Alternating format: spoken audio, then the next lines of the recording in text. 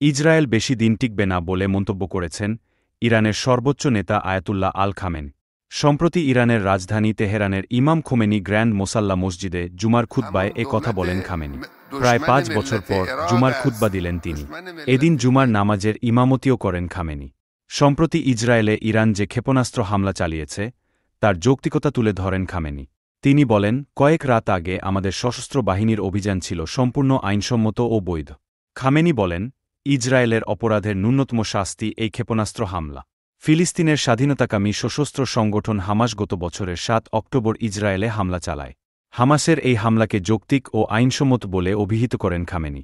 ইরানের সর্বোচ্চ নেতা বলেন, হিজবুল্লাহ ও হামাসের গুরুতর ক্ষতি ইসরায়েল করতে পারবে না ইনশাল্লাহ। লেবাননের রাজনৈতিক দল ও সশস্ত্র সংগঠন হিজবুল্লাহর লড়াই পুরো অঞ্চলের জন্য গুরুত্বপূর্ণ সেবা বলে মন্তব্য করেন খামেনি। তিনি বলেন, প্রতিরোধ সংগঠনগুলোর নেতাদের ইসরায়েল হত্যা করলেও ইরানের এই মিত্ররা পিছু হটবে না। ইরানের সর্বোচ্চ নেতা বলেন, এই শাহাদাতের জেরে এ অঞ্চলের প্রতিরোধ পিছু হটবে না, বরং আমরা জয়ী হব ইনশাআল্লাহ। দেশ জগৎ নিউজ ডেস্ক।